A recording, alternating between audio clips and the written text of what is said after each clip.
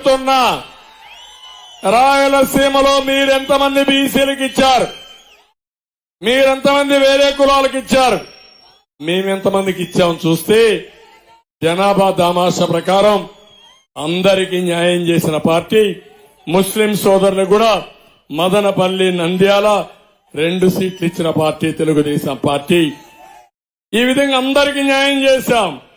కానీ ఏ కులమైనా ఏ మతమైనా విద్వేషం చూపకుండా అందరికీ న్యాయం చేసే పరిస్థితికి వచ్చాం.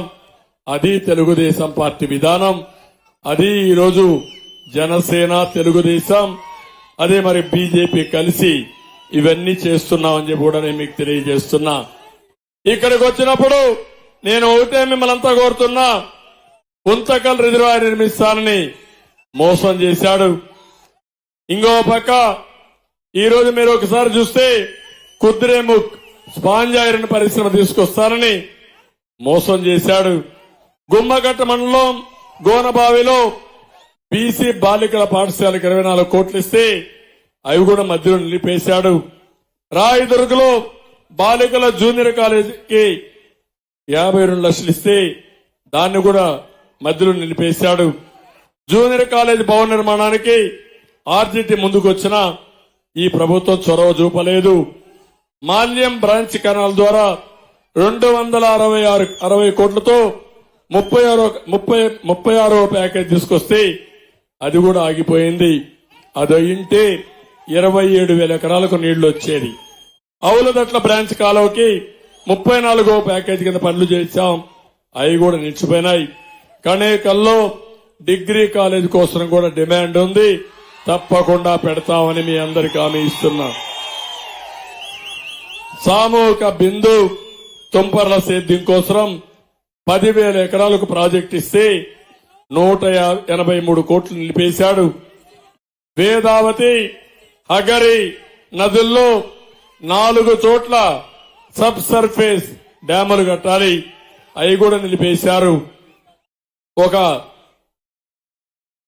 ఉపసముద్రం వద్ద సబ్ సర్ఫేస్ డ్యాం పనుల కోసం water man of India Rajendra Singh తో భూమి పూజ చేపిస్తే దాన్ని కూడా నిలిపేసే పరిస్థితికి వచ్చాడు. జీతాలు ఇవ్వలేక సత్యసాయి పెట్టినటువంటి శ్రీరామరెడ్డి వాటర్ సప్లై ప్రాజెక్టులు కూడా పడకేసే పరిస్థితి వచ్చింది. అంటే ఎంత దుర్మార్గంగా చేశాడంటే అదే మారిగా దుర్మార్గం చేశారు. ఇక్కడ ఒక విషయం మీ అందరికీ చెప్తున్నా, కణేకల్ చెరువు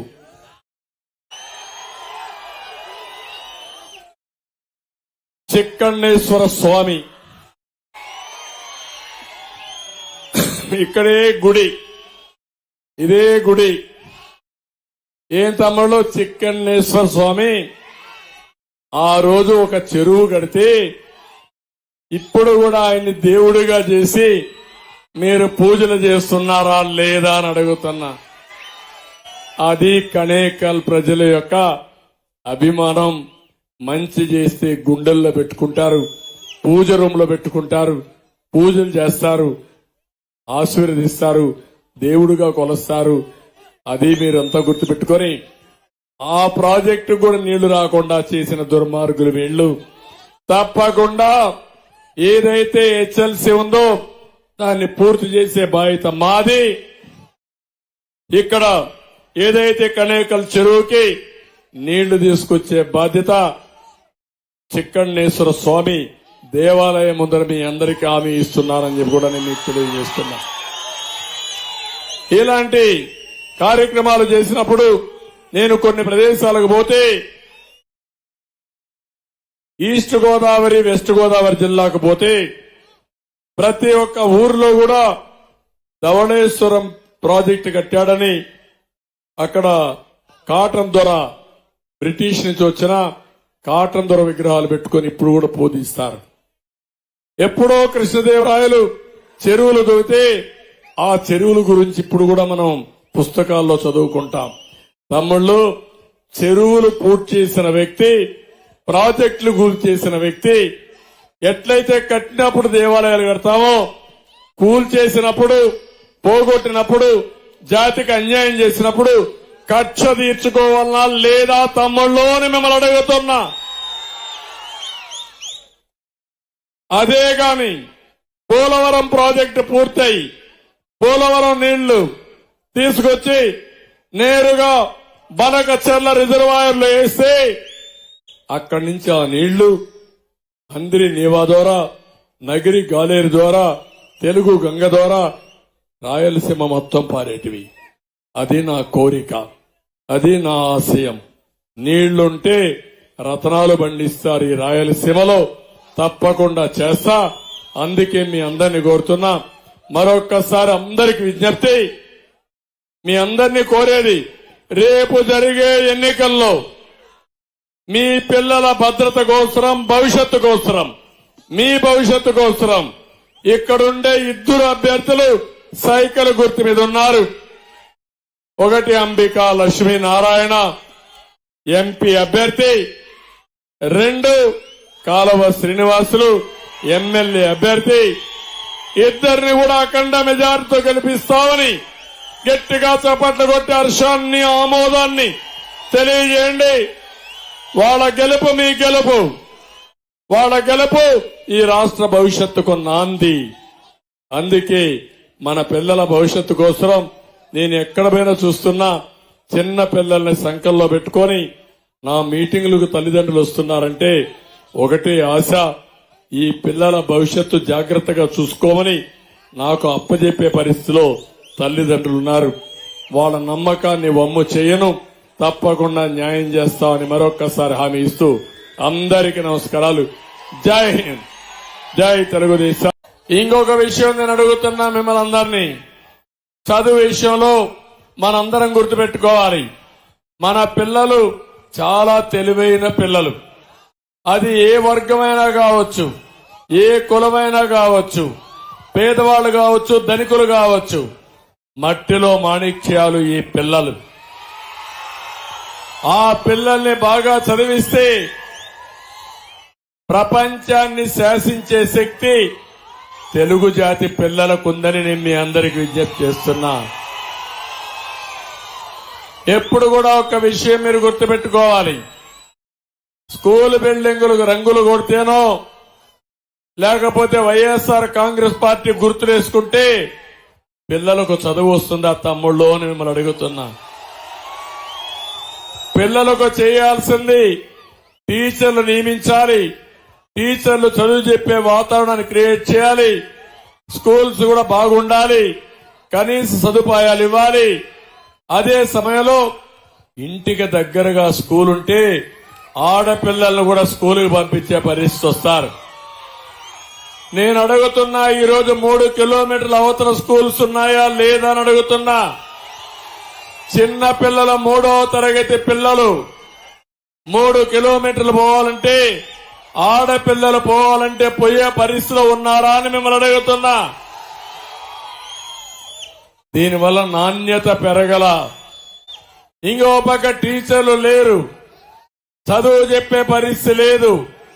ఏదో మాట్లాడితే ఇంగ్లీష్ మాట్లాడతారు తప్ప ఈయన రాకమునిపై ఇంగ్లీష్ తెలుసు మనకి, ఈయన పుట్టుకతో మనకేం ఇంగ్లీష్ రాలా.